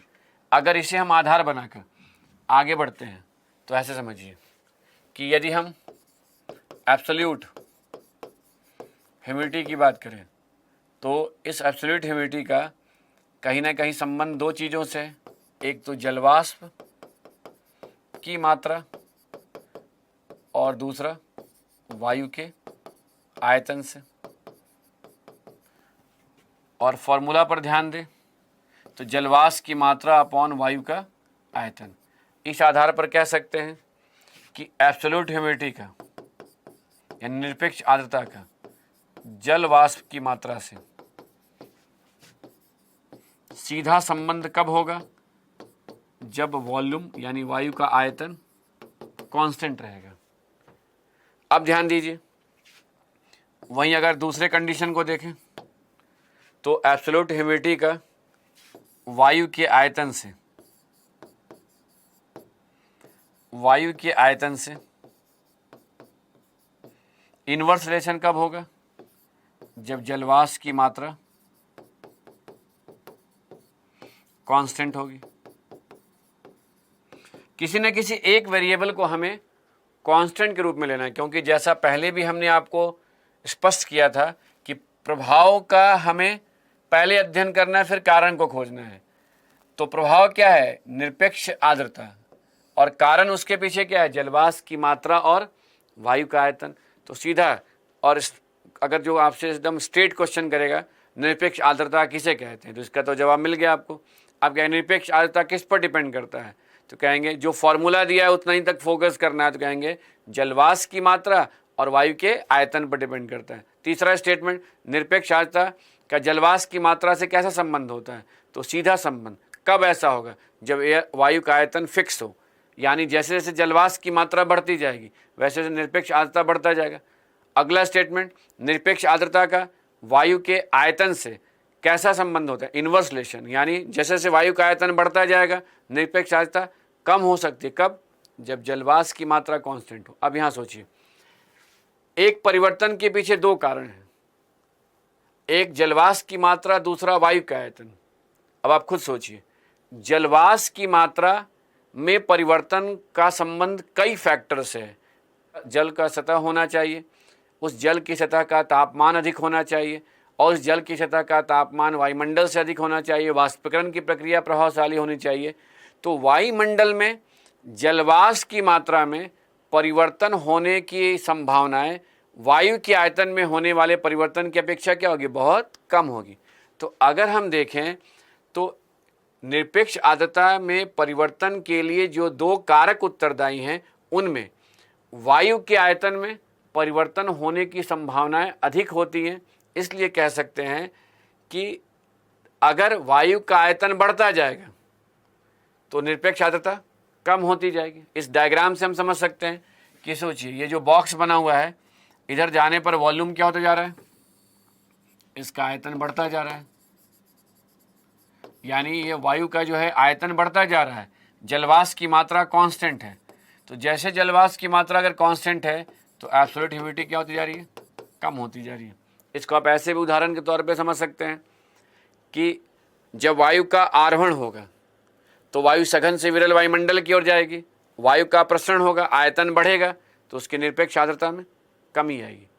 उसी प्रकार जब वायु का अवरोहण होगा तो संकुचन होगा, संकुचन होने के कारण निरपेक्ष आर्द्रता बढ़ जाएगी। अब यहाँ देखिए, हमें जलवाष्प की मात्रा को मेजर करना है और अगर हम निरपेक्ष आर्द्रता को आकलन के विधि के रूप में लेते हैं, इसकी सहायता से अगर हम जलवाष्प की मात्रा को कैलकुलेट करेंगे तो जलवाष्प की मात्रा के कांस्टेंट होने पर भी निरपेक्ष आर्द्रता में परिवर्तन हो रहा है। तो कभी ये पता ही नहीं चल पाएगा कि एग्जैक्टली जो निरपेक्ष आर्द्रता में वृद्धि या कमी हो रही है वो जलवाष्प की मात्रा के कारण हो रहा है या वायु के आयतन में परिवर्तन के कारण। इसलिए अगर प्रश्न किया जाता है कि निरपेक्ष आर्द्रता वायुमंडलीय आर्द्रता के मापन की एक उपयुक्त विधि क्यों नहीं है, तो कहेंगे क्योंकि जलवाष्प की मात्रा के कांस्टेंट होने पर भी, नियत होने पर भी वायु के आयतन में परिवर्तन के कारण निरपेक्ष आर्द्रता में परिवर्तन होता है। इसलिए यदि किसी को वायुमंडलीय आर्द्रता का मापन करना है तो निरपेक्ष आर्द्रता का महत्व नहीं है, यानी इसकी उपयोगिता कम हो जाती है। हाँ, मैथमेटिकली देखेंगे तो इतनी जानकारी आपके पास होनी चाहिए। तो अब आगे जब हम लोग टॉपिक में बढ़ेंगे तो निरपेक्ष आर्द्रता को यहीं तक सोचेंगे। इसके आगे सोचने का मतलब है कि हम ऐसे मेथड को इम्पॉर्टेंस दे रहे हैं जिसका मौसम में होने वाले परिवर्तन के अध्ययन के संदर्भ में उतना महत्व नहीं है। उसकी जगह पर अगर हम विशिष्ट आर्द्रता की बात करें तो उसका कहीं ना कहीं महत्व है, क्योंकि देखिए विशिष्ट आर्द्रता जो है, स्पेसिफिक ह्यूमिडिटी की जहाँ तक बात है, इसे हम ग्राम प्रति किलोग्राम ऐसे भी लिख सकते हैं, ग्राम प्रति 1000 ग्राम। यानी इसे कैसे पढ़ सकते हैं कि 1000 ग्राम वायु में उपस्थित जल वाष्प की मात्रा को ही वायु की विशिष्ट आर्द्रता कहते हैं। यानी अगर वायुमंडल में नाइट्रोजन है, ऑक्सीजन है, ऑर्गन है, कार्बन डाइऑक्साइड है और साथ में जल वाष्प है, इन सभी गैसों का अगर भार 1000 ग्राम है, 1 किलोग्राम।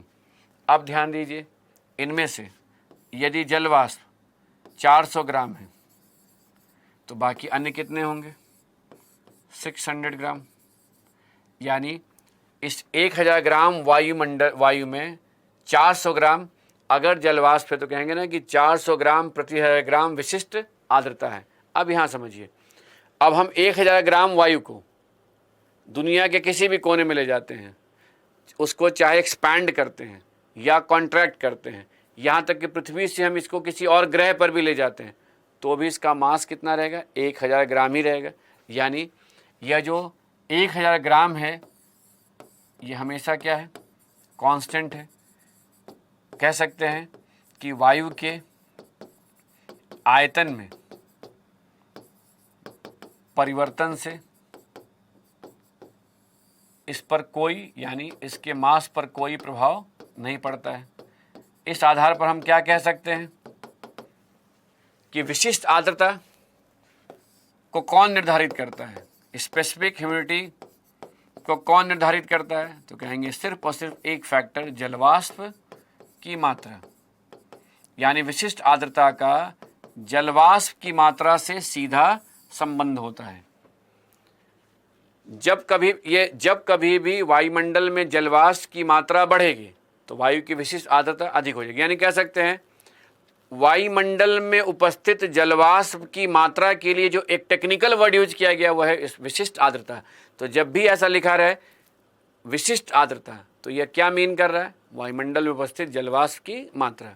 यानी हम कह रहे हैं कि वाष्पीकरण की प्रक्रिया प्रभावशाली हो रही है, जल वाष्प बनकर वायुमंडल में जा रहा है, तो कहेंगे इसका मतलब वायुमंडल की विशिष्ट आर्द्रता बढ़ रही है। इसलिए आर्द्रता या अर्थात जल वाष्प की मात्रा के मापन से संबंधित विधियों में विशिष्ट आर्द्रता सर्वाधिक उपयोगी या प्रासंगिक है, महत्वपूर्ण है। और विशिष्ट आर्द्रता के द्वारा हम किसी भी क्षेत्र में होने वाली वर्षा की मात्रा को निर्धारित कर सकते हैं। हम ये भी डिसाइड कर सकते हैं कि जब जलवाष्प संघनित होगा, जल के बूंदों या हिम के कणों में परिवर्तित होगा, तो वहाँ बादल कितना सघन होगा। तो कोहरे की सघनता, बादलों की सघनता या वर्षा की मात्रा का संबंध किससे होता है? विशिष्ट आर्द्रता से। यानी आप कुछ ऐसा भी कह सकते हैं कि विशिष्ट आर्द्रता का संबंध अगर जलवाष्प की मात्रा से, तो बादलों की सघनता ही नहीं या कोहरे की सघनता ही नहीं या वर्षा की मात्रा ही नहीं, बल्कि विशिष्ट आर्द्रता का दैनिक तापांतर से भी संबंध होगा। क्योंकि अगर दैनिक तापांतर का जलवाष्प की मात्रा से इन्वर्स रिलेशन होता है, तो इस आधार पर कह सकते हैं विशिष्ट आर्द्रता से भी इन्वर्स रिलेशन होता है। तो क्लियर हो जाना चाहिए कि अगर विकल्प आपके सामने आए कि वायुमंडल में उपस्थित जलवाष्प की मात्रा के मापन की सर्वाधिक उपयुक्त विधि, तो कहेंगे विशिष्ट आर्द्रता। क्यों? क्योंकि विशिष्ट आर्द्रता का जलवाष्प की मात्रा से सीधा संबंध होता है। अब कोई प्रश्न करे कि वायुमंडल में जलवाष्प की मात्रा को कौन डिसाइड करेगा? बोलेंगे कई फैक्टर डिसाइड करेगा। एक फैक्टर, वो सारे कारक जो वाष्पीकरण की प्रक्रिया को निर्धारित करते हैं, वो अप्रत्यक्ष रूप से विशिष्ट आर्द्रता को भी निर्धारित करते हैं। अब देखिए, इसके बाद अगर हम आगे बढ़ें तो जो सबसे इम्पॉर्टेंट कॉन्सेप्ट है उसे ध्यान में रखना आवश्यक है, वो है सापेक्ष आर्द्रता, रिलेटिव ह्यूमिडिटी। आप समझिए, सापेक्ष आर्द्रता या रिलेटिव ह्यूमिडिटी के बारे में आप ऐसे डिफाइन कर सकते हैं कि वायु में उपस्थित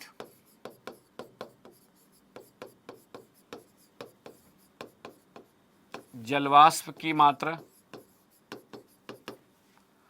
और यहाँ इंपॉर्टेंट है कि जलवाष्प की मात्रा को ध्यान में रखना है, और साथ में वायु के द्वारा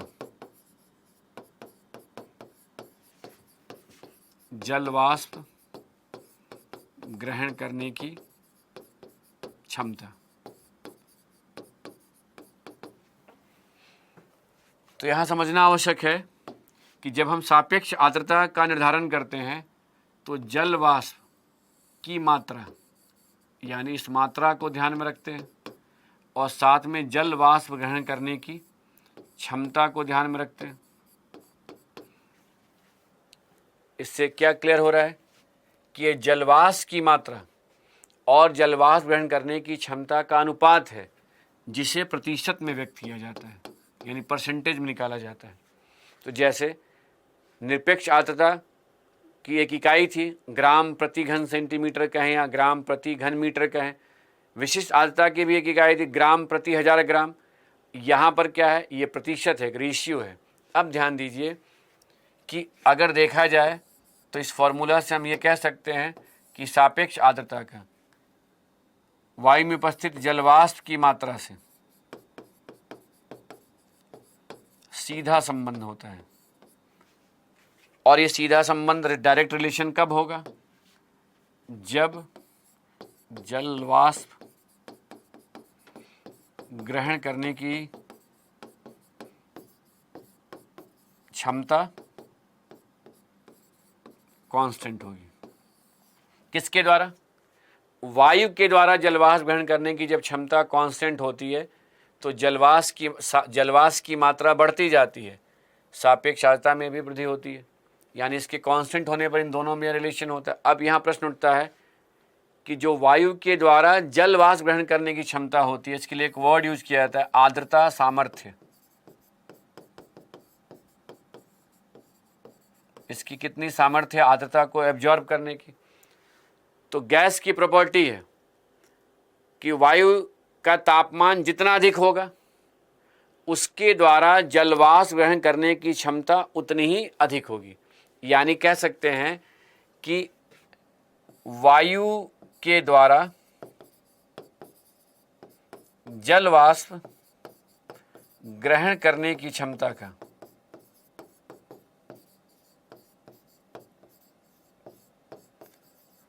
वायु के तापमान से डायरेक्ट रिलेशन होता है। जैसे जैसे वायु के तापमान में वृद्धि होती है, वैसे वैसे वायु के द्वारा जलवाष्प ग्रहण करने की क्षमता या उसकी आर्द्रता सामर्थ्य जो होती है वो बढ़ती जाती है। तो इससे ये समझिएगा कि दो कंडीशन है कि अगर वायु का तापमान बढ़ता जाएगा तो जलवाष्प ग्रहण करने की क्षमता बढ़ती जाएगी, और अगर जलवाष्प ग्रहण करने की क्षमता बढ़ती जाएगी तो सापेक्ष आर्द्रता क्या होती जाएगी?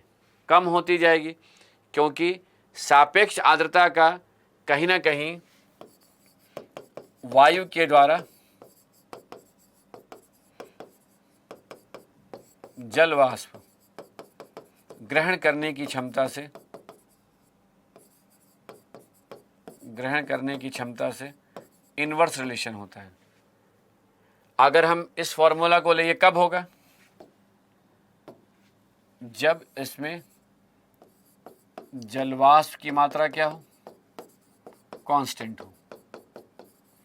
अब सोचिए, यह एक फॉर्मूला है कि जलवाष्प ग्रहण करने की क्षमता का वायु के तापमान से सीधा संबंध है, और सापेक्ष आर्द्रता का जलवाष्प ग्रहण करने की क्षमता से इनवर्स रिलेशन है।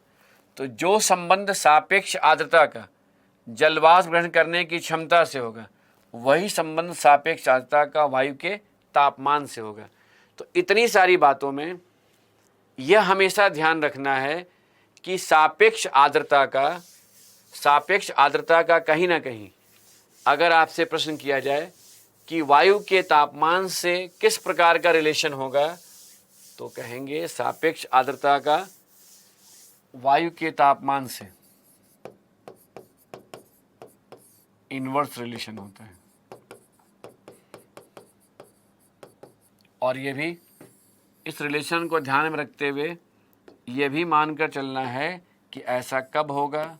जब वायु में जलवाष्प की मात्रा या वायु की विशिष्ट आर्द्रता कांस्टेंट होगी। ये one of the most important, आप कह सकते हैं एक मोस्ट इंपॉर्टेंट फॉर्मूला या रिलेशन में है, जिसको हमेशा ध्यान में रखना है। दो तीन बातें जो है बहुत इंपॉर्टेंट है। एक कि जब वायु का आरोहण होगा तो वायु सघन से विरल वायुमंडल की ओर जाएगी, उसका प्रसरण होगा और एडियाबैटिक कूलिंग के द्वारा तापमान में कमी आएगी। उसको रिवर्स कर दीजिए, जब वायु का आरोहण होगा, वायु विरल से सघन वायुमंडल की ओर आएगी तो उसका संकुचन होगा, एडियाबैटिक हीटिंग के द्वारा तापमान में वृद्धि होगी। और दूसरा, सापेक्ष आर्द्रता का वायु के तापमान से इनवर्स रिलेशन होता है जब वायु की विशिष्ट आर्द्रता कांस्टेंट होती है। कुल मिलाकर इतनी बातों को, अगर फॉर्मूला को और इस कॉन्सेप्ट को आगे लेकर चलें तो आप कहेंगे कि भाई हम ये कैसे मान लें कि वायु का तापमान जो है बढ़ता जाता है तो उसके द्वारा जलवाष्प ग्रहण करने की क्षमता बढ़ती जाती है। तो ऐसे समझिए, इस डायग्राम को देखिएगा, और इस डायग्राम में ये वायु, ये सोचिए ये वायुमंडल में वायु को दिखाया जा रहा है। तो जैसे जैसे वायु गर्म होगी वैसे वैसे वो फैलेगी, यानी वायु के गर्म होने पर उसका क्या होगा? प्रसार होगा या फैलाव होगा। और जब उसका फैलाव होगा तो अब सोचिए, अभी वायु जो है संकुचित है, ठंडी है, इसलिए इसके द्वारा वाटर वेपर को स्टोर करने की, एब्जॉर्ब करने की क्षमता क्या है? लिमिटेड है। अब ये इसकी तुलना में तापमान बढ़ गया, वायु का फैलाव हो गया, तो यहाँ पर देखिए इसकी क्षमता क्या हो गई? बढ़ गई, क्योंकि अब इसके पास ये एक्स्ट्रा स्पेस मिल गया, ये जहाँ पर और भी वाटर वेपर आ सकता है, और जबकि वाटर वेपर कितना है? अभी इतना ही है। अब सोचिए, यहाँ पर वाटर वेपर जो पहले था उतना ही है, और यहाँ पर इसका फैलाव हो गया तो ये और स्पेस मिल गया जहाँ पर वाटर वेपर को ये होल्ड कर सकता है। तो एक बात समझ में आ गया कि क्षमता का वायु के तापमान से डायरेक्ट रिलेशन कैसे है। तो जैसे जैसे तापमान बढ़ते जा रहा है, इस वायु के द्वारा वाटर को एब्जॉर्ब करने की कैपेसिटी बढ़ती जा रही है। अब जब वाटर को एब्जॉर्ब करने की कैपेसिटी बढ़ती जा रही है, तो कहीं ना कहीं इसकी सापेक्ष आर्द्रता क्या होती जा रही है? कम होती जा रही है। अब ये फॉर्मूला अप्लाई कर लीजिए, सापेक्ष आर्द्रता का वायु के तापमान से इनवर्स रिलेशन होता है। डायग्राम से क्लियर हो जाना चाहिए। अब आगे बढ़कर देखते हैं कि अब यहाँ देखिए, तापमान 10 डिग्री सेल्सियस है, 20 डिग्री सेल्सियस है, 30 डिग्री सेल्सियस है। अब हम इसे रिवर्स प्रोसेस में देखते हैं कि यदि वायु के तापमान में कमी आती है, तो वायु के तापमान में कमी आने पर आप कह सकते हैं ना कि वायु के तापमान में कमी आने पर जलवाष्प ग्रहण करने की क्षमता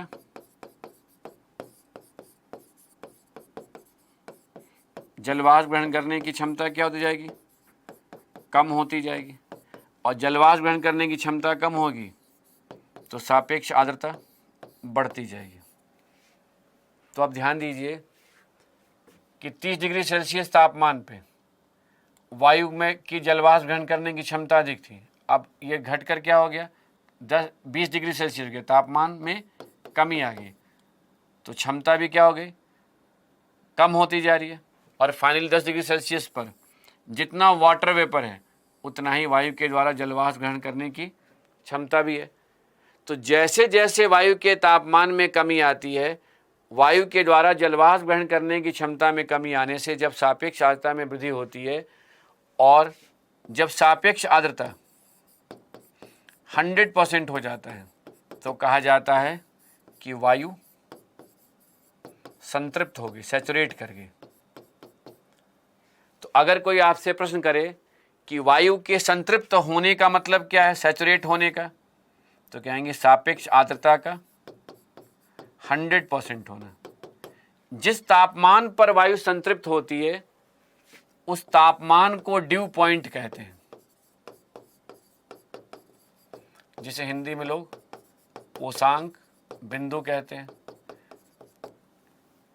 तो क्या क्या कौन कौन सी बातें यहाँ स्पष्ट हो जानी चाहिए कि वायु के तापमान में आने वाली कमी के कारण जब वायु के द्वारा जलवाष्प ग्रहण करने की क्षमता कम होती जाती है और वायु की सापेक्ष आर्द्रता 100% हो जाती है, तो ऐसे में जिस तापमान पर वायु संतृप्त होती है उसे ड्यू पॉइंट कहते हैं। और ड्यू पॉइंट ही यानी ओसांग बिंदु पर ही संघनन की क्रिया होती है, कंडेंसेशन का प्रोसेस होता है। यानी क्या स्पष्ट हुआ कि संघनन की क्रिया, ड्यू पॉइंट और वायु का संतृप्त हो जाना, तो पहले क्या होगा? वायु संतृप्त होगी या ड्यू पॉइंट आएगा? तो बोलेंगे ड्यू पॉइंट पर ही वायु संतृप्त होगी, अर्थात सापेक्ष आर्द्रता 100% होगा। और जब सापेक्ष आर्द्रता 100% होगा तभी कंडेंसेशन होगा, और कंडेंसेशन के द्वारा क्या होगा? जल वाष्प का, जल के बूंदों में परिवर्तन होगा। हाँ, अगर यही ड्यू पॉइंट 0 डिग्री सेल्सियस या उससे कम हो जाता है तो उसे ओसांग बिंदु की जगह हिमांक बिंदु कहते हैं, क्योंकि 0 डिग्री सेल्सियस या उससे कम तापमान पर अगर वायु संतृप्त होती है तो ऐसे में जल वाष्प सीधे हीम के कणों में परिवर्तित हो जाता है। तो यहाँ एक वर्ड था ड्यू पॉइंट, ओसांग बिंदु, तो दूसरा वर्ड कौन सा आ गया? हिमांक बिंदु। और हिमांक बिंदु का संबंध क्या है? जब तापमान 0 डिग्री सेल्सियस या 0 डिग्री सेल्सियस से कम होता है तब जाकर जल वाष्प सीधे हीम के कणों में परिवर्तित हो जाता है। तो देखिए, अब तक जो डिस्कस किए उसको कंक्लूड किया जाए तो ऐसे कह सकते हैं, एक निश्चित तापमान पर वायु के द्वारा जलवाष्प ग्रहण करने की क्षमता और वायु में उपस्थित जलवाष्प की मात्रा के अनुपात को ही सापेक्ष आर्द्रता कहते हैं, जिसे प्रतिशत में व्यक्त किया जाता है। सापेक्ष आर्द्रता का जलवाष्प की मात्रा से सीधा संबंध होता है जब वायु के द्वारा जलवाष्प ग्रहण करने की क्षमता कांस्टेंट होती है।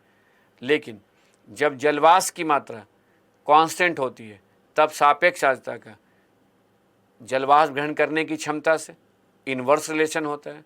चूँकि वायु के द्वारा जलवाष्प ग्रहण करने की क्षमता का वायु के तापमान से सीधा संबंध होता है, इसलिए जैसे जैसे वायु का तापमान कम होता जाता है वैसे वैसे उसके द्वारा जलवाष्प ग्रहण करने की क्षमता यानी उसकी आर्द्रता सामर्थ्य कम होती जाती है, जिससे कहीं ना कहीं सापेक्ष आर्द्रता क्षमता के कम होने के कारण सापेक्ष आर्द्रता में वृद्धि होती है।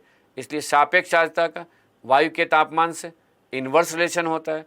इस आधार पर हम कह सकते हैं कि जब वायु के तापमान में कमी आएगी तो सापेक्ष आर्द्रता में वृद्धि होगी। जब सापेक्ष आर्द्रता 100% हो जाती है तो जितने वायु के द्वारा जलवाष्प ग्रहण करने की क्षमता होती है उतना ही जलवाष्प की मात्रा होगी। तब ऐसी स्थिति में वायु संतृप्त हो जाती है। जिस तापमान पर वायु संतृप्त होती है उसे ओसांक बिंदु कहते हैं। ओसांक बिंदु पर ही संघनन की क्रिया होती है, जिससे जलवाष्प जल के बूंदों में परिवर्तित होता है। यदि ओसांक बिंदु 0 डिग्री सेल्सियस या उससे कम होता है तो उसे हम हिमांक बिंदु कहते हैं, जिस समय जलवाष्प हिम के कणों में परिवर्तित हो जाता है। तो ये था अगर कॉन्सेप्ट सापेक्ष आर्द्रता का। तो देखिए अब इस कॉन्सेप्ट को अगर हम अप्लाई करें तो ऐसा समझिए, अगर पृथ्वी की सतह पर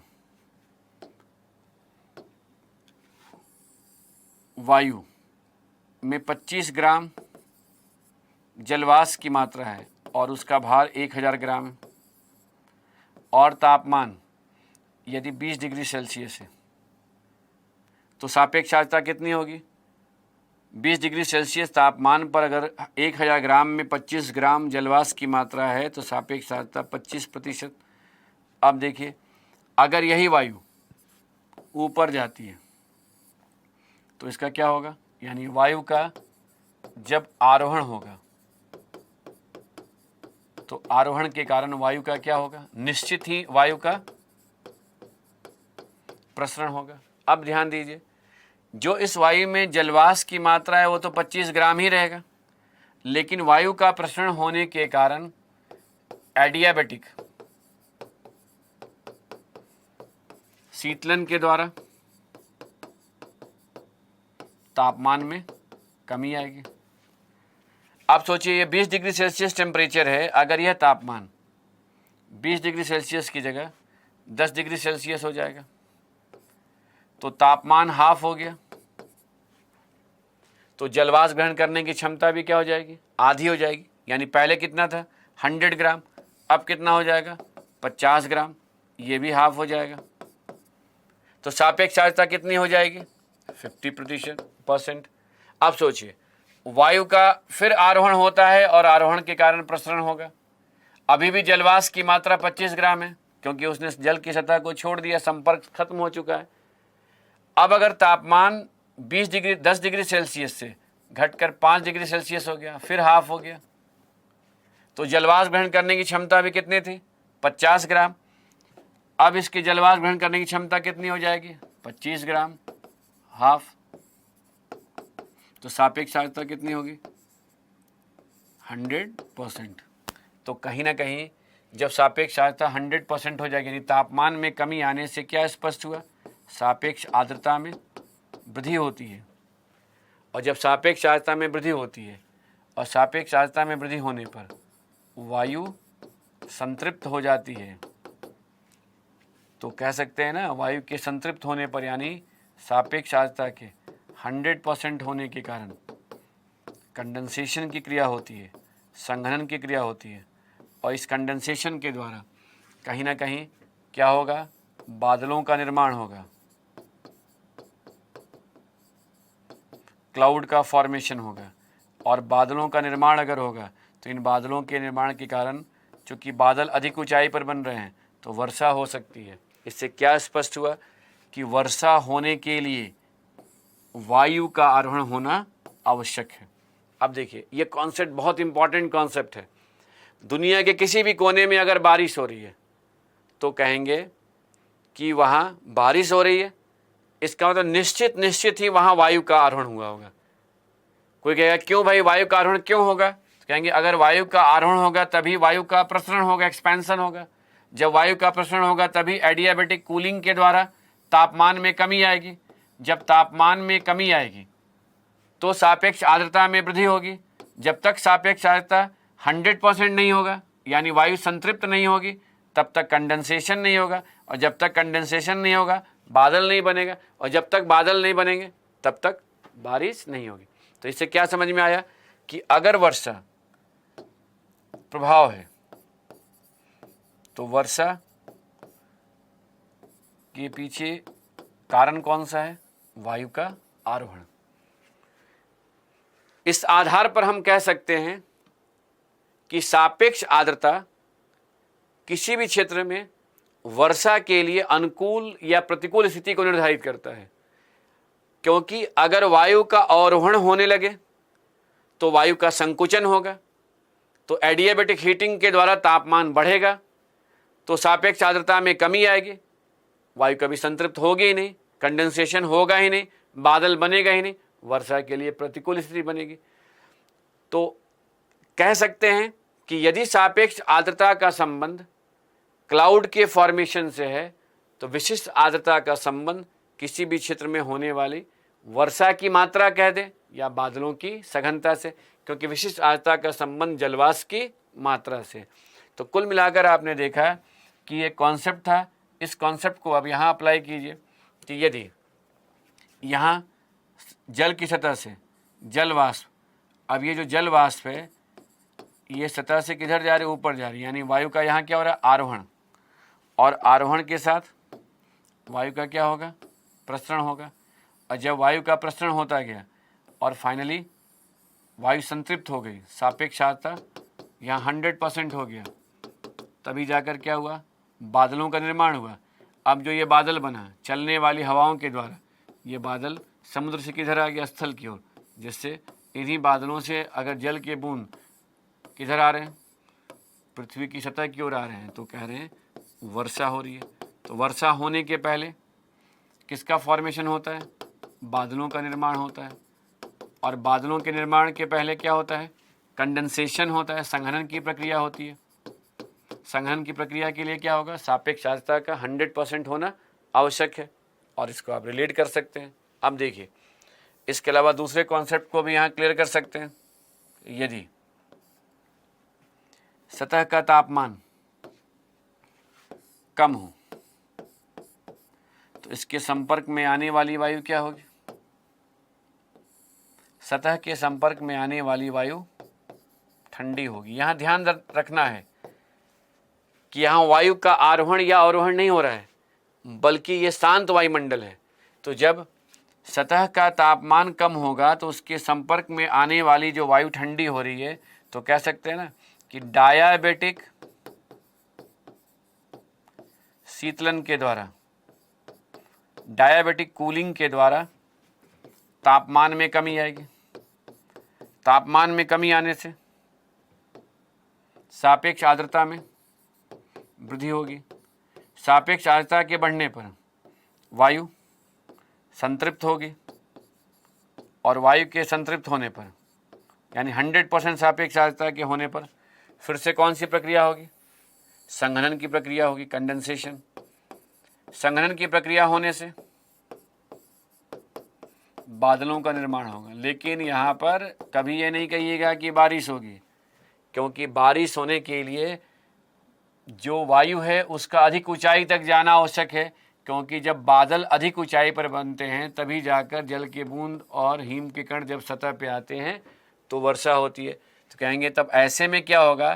तो संघनन होने पर जब बादलों का निर्माण होता है तो इस प्रकार के बादल अगर सतह के समीप होते हैं, यानी कह सकते हैं कि यदि इस प्रकार के बादल सतह के समीप होंगे तो कहा जाता है कि कोहरा बन गया, यानी कोहरे का निर्माण होता है। तो कुल मिलाकर क्या समझा आपने कि जब भी वायु संतृप्त होगी तो संघनन के द्वारा, ऐसा नहीं है कि बारिश ही हो जाएगी। संघनन के द्वारा अगर बादल बनेंगे तो बादल कोहरे के रूप में भी नजर आ सकता है। संघनन के द्वारा जो जल वाष्प जल में परिवर्तित होगा तो हो सकता है बादल ना बने, हमें ओस के बूंद के रूप में नजर आए। तो दो तरह के प्रोसेस होते हैं, एक डायबिटिक और दूसरा एडियाबेटिक। यानी कंक्लूजन क्या ड्रॉ कर सकते हैं? कंक्लूजन ये ड्रॉ कर सकते हैं कि तापमान में कमी दो कारण से हो सकती है। अगर डायबिटिक शीतलन के द्वारा तापमान में कमी होती है तो कोहरा बन सकता है, और वहीं यदि एडियाबेटिक शीतलन के द्वारा तापमान में कमी आती है तो वर्षा हो सकती है। वर्षा की प्रक्रिया हो सकती है। दोनों में कॉमन क्या है ये ध्यान दीजिएगा। दोनों में अगर तापमान में कमी आ रही है तो सापेक्ष आर्द्रता बढ़ेगा, और सापेक्ष आर्द्रता 100% होने के कारण वायु संतृप्त होगी, और जब वायु संतृप्त होगी तो कंडेंसेशन होगा, और जब कंडेंसेशन होगा तो बादलों का निर्माण हो सकता है। और जब बादलों का निर्माण होगा तो कोहरा भी बन सकता है और वर्षा की प्रक्रिया भी हो सकती है। तो कुल मिलाकर देखिए, अगर आप आज के लेक्चर पर ध्यान देंगे, इस पर पुनः विचार करेंगे, तो कहीं ना कहीं आप इस कंक्लूजन पर आ पाएंगे कि वायुमंडल में उपस्थित जलवाष्प की मात्रा का हम मापन दो प्रकार से कर सकते हैं। एक तो निरपेक्ष आर्द्रता के आधार पर हम ये देख सकते हैं कि एक निश्चित तापमान पर 1 घन सेंटीमीटर या 1 घन मीटर वायु में कितना जलवाष्प की मात्रा है। वहीं विशिष्ट आर्द्रता के आधार पर हम ये देख सकते हैं कि 1000 ग्राम वायु में कितनी जलवाष्प की मात्रा है। चूँकि वायु के आयतन में परिवर्तन होता रहता है, इसलिए निरपेक्ष आर्द्रता आकलन की एक बेहतर विधि नहीं है। इससे यह निर्धारित कर पाना कठिन होता है कि हम वास्तव में जलवाष्प की मात्रा कितनी है, लेकिन वायु का जो भार है वो हमेशा कांस्टेंट रहेगा। इसलिए विशिष्ट आर्द्रता का सीधा संबंध किससे होता है? जलवाष्प की मात्रा से होता है। अब जलवाष्प की मात्रा जो है, उस जलवाष्प की मात्रा जैसे जैसे बढ़ती जाएगी वैसे वैसे विशिष्ट आर्द्रता क्या होती जाएगी? बढ़ती जाएगी। यानी जब कभी भी हम यह कहना चाहें कि वायु में जलवाष्प की मात्रा, हमें इतना ना कहना हो तो सीधा कहेंगे वायु की विशिष्ट आर्द्रता। तो वायु की विशिष्ट आर्द्रता जितनी अधिक होगी जलवाष्प की मात्रा उतनी ही अधिक होगी। इस आधार पर हम लोगों ने क्या देखा कि जलवाष्प की मात्रा ये निर्धारित करेगा कि किसी क्षेत्र में कितनी बारिश होती है, किसी क्षेत्र में बादल कितना सघन हो सकता है, कोहरा बनेगा तो कितना सघन होगा। वहीं सापेक्ष आर्द्रता के द्वारा हम मौसम में होने वाले परिवर्तन को समझ सकते हैं, क्योंकि अगर सापेक्ष आर्द्रता की हम बात करें तो सापेक्ष आर्द्रता का जलवाष्प की मात्रा से तो सीधा संबंध है, वायु के द्वारा जलवाष्प ग्रहण करने की क्षमता से व्युत्क्रमानुपातिक संबंध है। इन सारी बातों में हम लोगों ने क्या कंक्लूजन ड्रॉ किया था कि चूंकि वायु के तापमान और जलवाष्प की ग्रहण करने की क्षमता में एक रिलेशन है, क्षमता का तापमान से सीधा संबंध होता है। इसलिए अगर देखा जाए तो कह सकते हैं ना कि जैसे जैसे तापमान बढ़ता जाएगा जलवाष्प ग्रहण करने की क्षमता बढ़ेगी तो सापेक्ष आर्द्रता कम होगी। और इसी आधार पर हम लोगों ने इस निष्कर्ष पर आए थे कि सापेक्ष आर्द्रता का वायु के तापमान से इन्वर्स रिलेशन होता है। और इस आधार पर हम लोगों ने क्या देखा कि जब वायु के तापमान में कमी आएगी तो सापेक्ष आर्द्रता में वृद्धि होगी। सापेक्ष आर्द्रता जब 100% हो जाएगा वायु संतृप्त हो जाएगी, वायु संतृप्त होगी तो कंडेंसेशन होगा। कंडेंसेशन होने से जलवाष्प या तो जल की बूंद में परिवर्तित होगा या हिम के कणों में, जिससे बादलों का निर्माण होगा, या तो कोहरा बनेगा या वर्षा की अनुकूल स्थिति उत्पन्न हो सकती है। तो ये मौसम और जलवायु विज्ञान से संबंधित जो बेसिक टॉपिक्स थे उसमें ये दूसरा चैप्टर था। अब तापमान और आर्द्रता इन दोनों को अगर आप रिवाइज कर लेते हैं तो तीसरा जो बेसिक टॉपिक है वह है वायुमंडलीय दाब। एक बार आप वायुमंडलीय दाब को अगर तैयार करते हैं और तापमान, आर्द्रता, वायुमंडलीय दाब तीनों पर एक आपकी बेहतर समझ हो जाएगी तो एटमॉस्फेरिक सर्कुलेशन समझना आपके लिए और भी आसान हो जाएगा। तो आप कह सकते हैं एक लास्ट चैप्टर है जिसको पेशेंस के साथ यानी धैर्यपूर्वक हमें समझना है। तो नेक्स्ट लेक्चर में हम लोग वायुमंडलीय दाब से संबंधित इम्पॉर्टेंट पॉइंट को डिस्कस करेंगे, समझने का प्रयास करेंगे। तब तक आप यहाँ तक के टॉपिक को रिवाइज कीजिए। फिर मिलते हैं। धन्यवाद।